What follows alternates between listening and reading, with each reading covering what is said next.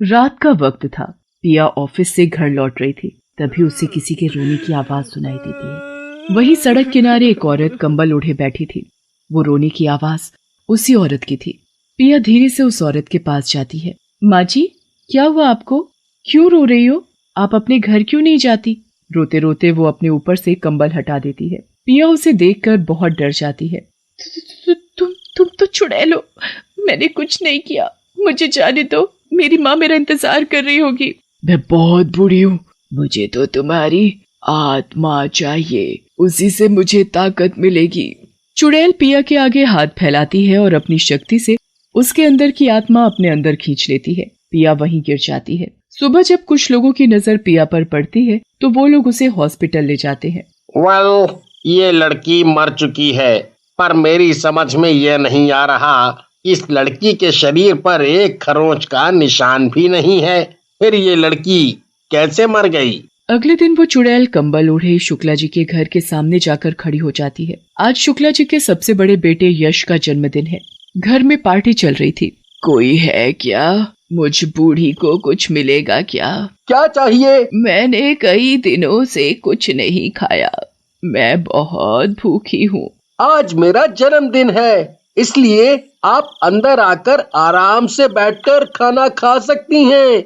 जितना खाना है उतना खाइए। मुझे खाना नहीं, कुछ और चाहिए। कुछ और? क्या चाहिए आपको? चुड़ैल अपने मुंह पर से कंबल हटाती है। तुम तो चुड़ैल हो। हाँ, मैं चुड़ैल हूँ और मुझे खाना नहीं, तुम्हारी आत्मा चाहिए। चुड़ैल यश के शरीर से आत्मा खींचकर अपने अंदर समा लेती है और फिर चुपचाप वहां से चली जाती है।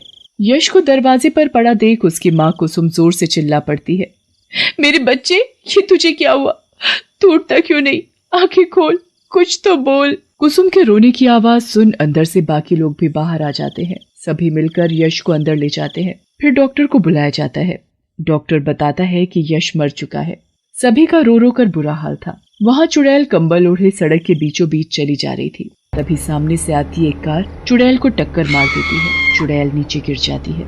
माँ जी, आपको लगी तो नहीं ना? मुझे माफ कर दीजिए, मैंने देखा नहीं था आपको।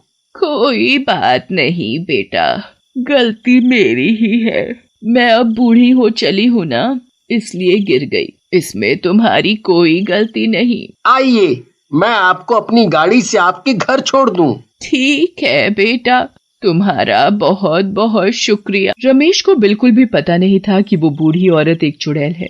चुड़ैल ने अपना मुंह कंबल से पूरी तरह ढक जो रखा था। माँ जी, ये तो बताइए आपको जाना कहाँ है? मतलब आपका घर कहाँ है? नुक्कड़ से थोड़ा आगे ही मेरा घर है, तुम मुझे वहाँ छोड़ दो। रमेश अपनी गाड़ी वहीं ले जाता है। लो माँ जी, आपका बताया हुआ रास्ता तो आ गया, अब आप आराम से अपने घर जा सकती हैं। चुड़ैल पीछे की सीट पर बैठी थी। तभी वो अपना कंबल हटाती है और बिना कुछ लिए मैं कैसे जा सकती हूँ? रमेश जैसे ही पीछे मुड़कर देखता है उसके तो होश ही उड़ जाते हैं। तुम तो कोई चुड़ैल हो। मैं तुम्हारे आगे हाथ जोड़ता हूँ, मुझे जाने दो। जाने दूं? तुम जैसे जवान लड़के इतनी आसानी से मिलते कहाँ हैं? रमेश गाड़ी से भागने की कोशिश करता है। तभी चुड़ैल उसके अंदर से आत्मा को खींच लेती है। रमेश वहीं गाड़ी में मर जाता है। चुड़ैल शहर में अभी भी खुलेआम घूम रही थी, अपने नए शिकार की तलाश में। शहर में रोज एक इंसान मरता, पर उसके मरने का कारण अभी तक ना तो पुलिस को समझ आया और ना ही डॉक्टर को। राधिका अपनी माता श्वेता और पिता मनोज के साथ शादी से घर लौट रही थी। सभी कार में थे। तभी गाड़ी की लाइट चुड़ैल पर जाती है। पापा, गाड़ी रोको। क्या हुआ बेटा, तुमने गाड़ी क्यों रुकवाई? पापा, वो गाड़ी के बाहर देखिए, कोई औरत हमारी गाड़ी के सामने खड़ी है। हाँ, राधिका, तुम भी ना, डरा ही दिया था तुमने तो। मुझे लगा कहीं कोई हमारी गाड़ी के नीचे तो नहीं आ गया। माँ, वो बेचारी औरत इस सुनसान रास्ते पर अकेली जा रही है, दिखने में बहुत कमजोर भी लगती है। क्यों ना हम उस औरत को लिफ्ट दे दे, उसे उसके घर तक छोड़ दे। मेरी बिटिया रानी का दिल बहुत बड़ा है, सभी के लिए अच्छा ही सोचती है। अच्छा जाओ, उस औरत को बुला लो। राधिका चुड़ैल के नजदीक जाती है।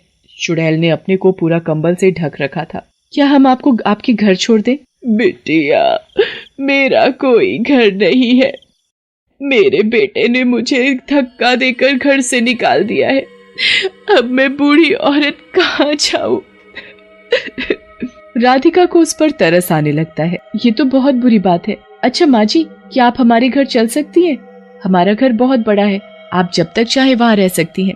मैं अपने पापा से बोलूंगी, आपके बेटे को समझाएंगे और आपका बेटा आपको वापस घर बुला लेगा। मेरे पापा पुलिस हैं। तुम इतना बोलती हो तो ठीक है, मैं तुम्हारे साथ तुम्हारे घर चलूंगी। फिर राधिका अपने माता पिता को सब बता देती है और चुड़ैल को अपने साथ अपने घर ले जाती है। घर पहुंचकर, माँ जी ये खाना लीजिए, खाना खा लीजिए और फिर आराम करना। पर माँ जी, आपने इतनी गर्मी में ये कंबल क्यों ओढ़ा हुआ है? वो मैं बहुत बूढ़ी हूँ ना, तो मुझे गर्मी में भी ठंड महसूस होती है बहुत। अच्छा, वो तुम्हारी बिटिया कहाँ है? वो माँ जी, उसका नाम बिटिया नहीं राधिका है। वो बहुत थक गई थी इसलिए आते ही सो गई। सुबह उसे कॉलेज भी जाना होता है। श्वेता उसे खाना देकर सोने चली जाती है। आधी रात का वक्त था, सभी गहरी नींद में सोए हुए थे। वहाँ चुड़ैल राधिका की आत्मा निकालने की ताक में थी। चुड़ैल चुपके से उसके कमरे में जाती है, पर मनोज को कुछ आहट सुनाई देती है तो वो उठ जाता है। कौन है वहाँ? चुड़ैल मनोज को देखकर वापस अपने कमरे में भाग जाती है। कोई बात नहीं, अभी मैं कुछ दिन और इस घर में मेहमान हूँ, आज नहीं तो कल सही, फिर राधिका की आत्मा मेरे पास होगी। सुबह होती है।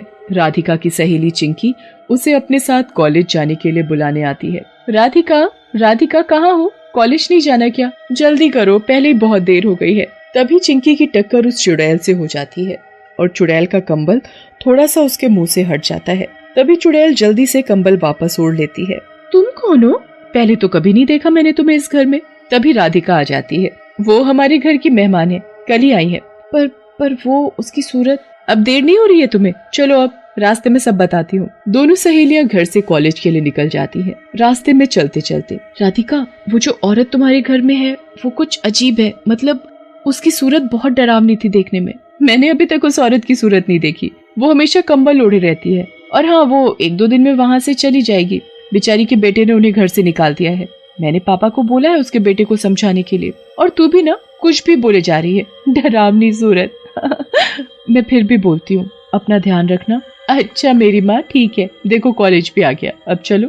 कॉलेज की छुट्टी के बाद चिंकी अपने घर और राधिका अपने घर चली जाती है। पर राधिका के दिमाग में चिंकी की कई बात घूम रही थी, इसलिए राधिका आधी रात को चुपके से उस चुड़ैल के कमरे की खिड़की से झांक कर देखती है। उस बूढ़ी औरत को चुड़ैल के रूप में देखकर राधिका पसीना पसीना हो गई। डर से उसका बुरा हाल था। चिंकी ने बिल्कुल सही कहा था, जो उसने देखा था वो सही था। ये सच में कोई चुड़ैल है। पापा को बताती हूँ अभी जाकर। जैसे ही राधिका पीछे मुड़ती है, चुड़ैल उसके पीछे खड़ी होती है।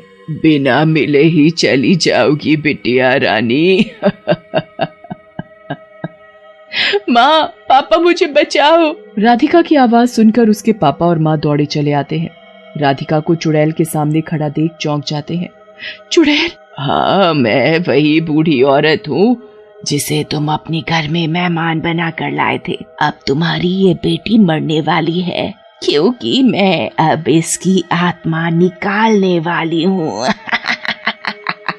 मनोज जल्दी से अपने कमरे से पिस्टल निकाल कर लाता है और उस चुड़ैल पर चलाता है। मुझ पर तेरे इस खिलौने का असर नहीं होने वाला। मैं सभी आत्माओं को मिलाकर बनी हूँ। जवान लड़कों और लड़कियों की आत्मा निकालती हूँ मैं। उनकी आत्माओं को अपने अंदर कैद करने से मुझे बहुत ताकत मिलती है। मुझ में बहुत शक्ति आ जाती है। मुझे बहुत अच्छा महसूस होता है। छोड़ दो मेरी बच्ची को, छोड़ दो। वो तो तुम पर तरस खाकर तुम्हें अपने घर में लेकर आई, तुम्हें पनाह दी अपने घर में और तुम उसे ही मारने चली हो।